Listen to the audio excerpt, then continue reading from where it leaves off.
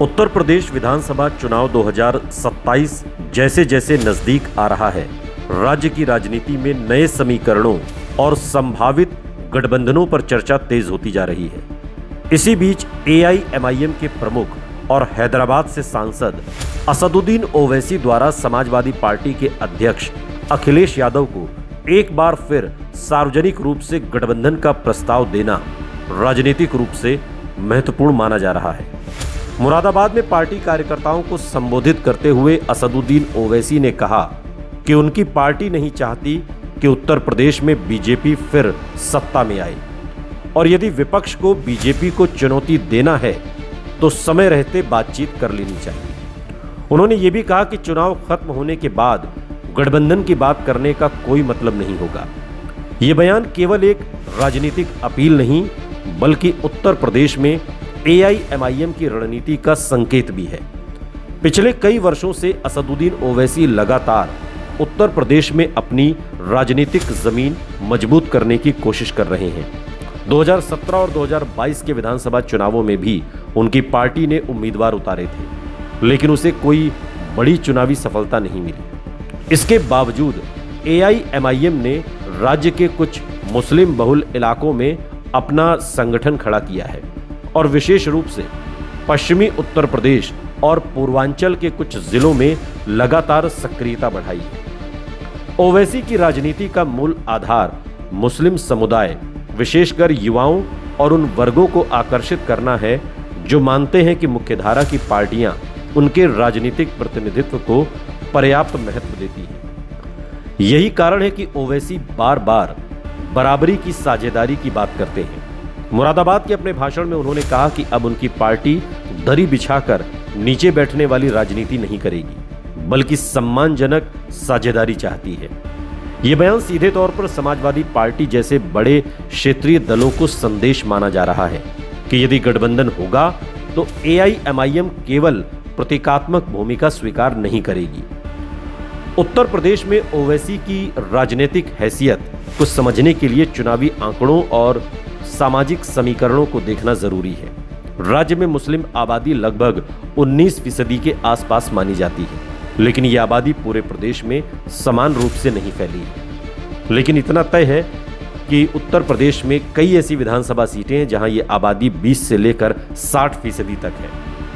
पश्चिमी उत्तर प्रदेश के कई जिलों जैसे मेरठ, मुजफ्फरनगर, शामली, सहारनपुर, अमरोहा, संभल, रामपुर, मुरादाबाद और बिजनौर में मुस्लिम मतदाताओं की संख्या इतनी है कि वो कई विधानसभा सीटों पर हार जीत को प्रभावित कर सकते हैं। इसी प्रकार पूर्वांचल के आजमगढ़, मऊ, गाजीपुर, बलिया, जौनपुर और कुछ अन्य जिलों में भी मुस्लिम मतदाताओं का प्रभाव है। ओवैसी की रणनीति इन्हीं क्षेत्रों पर केंद्रित रही है। हालांकि अब तक के चुनावी नतीजे बताते हैं कि उत्तर प्रदेश में मुस्लिम मतदाताओं का बड़ा हिस्सा समाजवादी पार्टी को हराने की संभावना को देखते हुए रणनीतिक मतदान करता है। यानी कि जो कैंडिडेट बीजेपी को हरा सकता है, उत्तर प्रदेश का मुसलमान उसी के साथ खड़ा होता है। अधिकांश चुनावों में समाजवादी पार्टी को उत्तर प्रदेश का मुस्लिम समाज प्राथमिकता देता रहा है। यही वजह है कि एआईएमआईएम को उत्तर प्रदेश में अभी तक बिहार जैसी सफलता नहीं मिली है। बिहार का उदाहरण अक्सर ओवैसी की राजनीतिक ताकत के संदर्भ में दिया जाता है। 2020 के बिहार विधानसभा चुनाव में एआईएमआईएम ने सीमांचल क्षेत्र में 5 सीटें जीतकर सभी को चौंका दिया था। 2025 के बिहार विधानसभा चुनाव में भी असदुद्दीन ओवैसी की पार्टी ने 5 विधानसभा सीटें जीती। राजनीतिक विश्लेषकों का मानना था कि उस चुनाव में मुस्लिम वोटों के विभाजन से महागठबंधन विशेषकर आरजेडी को नुकसान हुआ।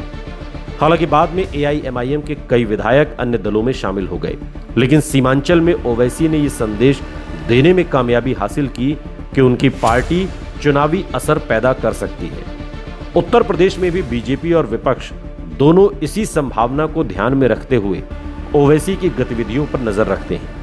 बीजेपी का आरोप है कि समाजवादी पार्टी और एआईएमआईएम की राजनीतिक तुष्टीकरण पर आधारित सोच, जबकि समाजवादी पार्टी के भीतर भी एक वर्ग मानता है कि यदि ओवैसी अलग चुनाव लड़ते हैं तो मुस्लिम वोटों का कुछ हिस्सा बंट सकता है।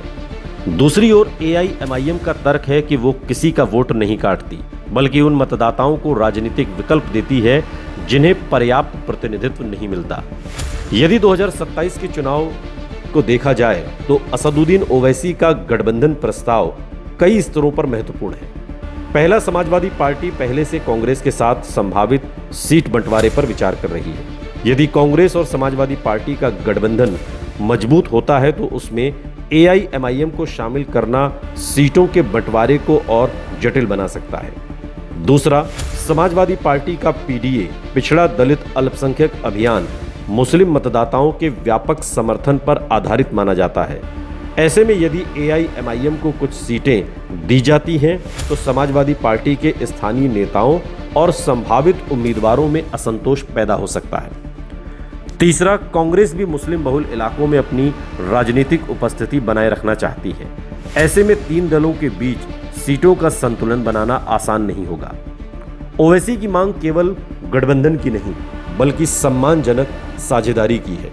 उनके हालिया बयान से साफ है कि वो प्रतीकात्मक समर्थन की बजाय राजनीतिक हिस्सेदारी चाहते हैं। यदि कभी समाजवादी पार्टी और एआईएमआईएम के बीच समझौता होता है तो राजनीतिक विश्लेषकों के अनुसार एआईएमआईएम पश्चिमी उत्तर प्रदेश की कुछ मुस्लिम बहुल सीटों जैसे संभल, कुंदरकी, ठाकुरद्वारा, मुरादाबाद नगर, अमरोहा, रामपुर, स्वार, धामपुर, बिजनौर, मेरठ शहर और कुछ अन्य क्षेत्रों पर दावा कर सकती है।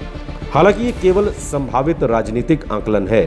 किसी भी दल ने ऐसी सीटों की आधिकारिक सूची जारी नहीं की है। समाजवादी पार्टी के सामने सबसे बड़ा सवाल ये होगा कि क्या गठबंधन से उसे अतिरिक्त वोट मिलेंगे या उसके पारंपरिक वोट बैंक में ही भ्रम की स्थिति पैदा होगी।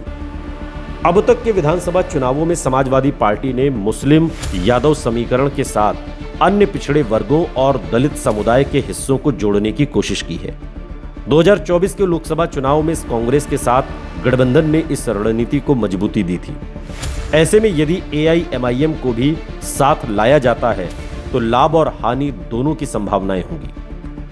लाभ यह हो सकता है कि एआईएमआईएम समर्थक मतदाता गठबंधन के पक्ष में एकजुट हों, और जोखिम यह है कि कुछ वर्ग इसे पहचान आधारित राजनीति के रूप में देख सकते हैं, जिसका चुनावी असर अलग अलग क्षेत्रों में अलग अलग हो सकता है। बीजेपी ने ओवैसी के प्रस्ताव पर तीखी प्रतिक्रिया दी है। बीजेपी के राष्ट्रीय प्रवक्ता शहजाद पूनावाला ने इसे वोट बैंक की राजनीति बताते हुए कहा कि अखिलेश यादव और ओवैसी तुष्टीकरण की राजनीति कर रहे हैं। बीजेपी लंबे समय से ये राजनीतिक तर्क देती रही है कि विपक्षी दल केवल विशेष समुदायों को ध्यान में रखकर गठबंधन बनाते हैं, जबकि विपक्ष का कहना है कि उसका उद्देश्य बीजेपी को चुनावी चुनौती देना है। इसलिए ओवैसी के इस प्रस्ताव को लेकर राजनीतिक बयानबाजी आगे भी जारी रहने की संभावना है। कुल मिलाकर उत्तर प्रदेश की राजनीति में असदुद्दीन ओवैसी एक राष्ट्रीय पहचान वाले नेता हैं, लेकिन चुनावी दृष्टि से उनकी पार्टी अभी राज्य में सीमित प्रभाव रखती है। इसके बावजूद कुछ मुस्लिम बहुल विधानसभा क्षेत्रों में उनकी उपस्थिति चुनावी समीकरणों को प्रभावित करने की क्षमता रखती है। यदि एआईएमआईएम अकेले चुनाव लड़ती है तो कुछ सीटों पर विपक्षी मतों के बंटवारे की चर्चा होगी। यदि वो किसी गठबंधन का हिस्सा बनती है तो सीट बंटवारे और नेतृत्व संतुलन की नई चुनौतियां सामने आएंगी। इसलिए 2027 के चुनाव में ओवैसी की भूमिका केवल इस बात से तय नहीं होगी कि उनकी पार्टी कितनी सीटें जीतती है, बल्कि इस बात से भी तय होगी कि वो विपक्षी राजनीति के व्यापक समीकरण को किस हद तक प्रभावित कर पाते हैं। अंतिम तस्वीर तो चुनावी गठबंधनों, उम्मीदवारों, स्थानीय मुद्दों और मतदाताओं के रुझान पर ही निर्भर करेगी। लेकिन राजनीति में क्या उत्तर प्रदेश में ये देखने को मिल सकता है कि एआईएमआईएम और समाजवादी पार्टी एक हो जाएं? इसके लिए इंतजार कीजिए।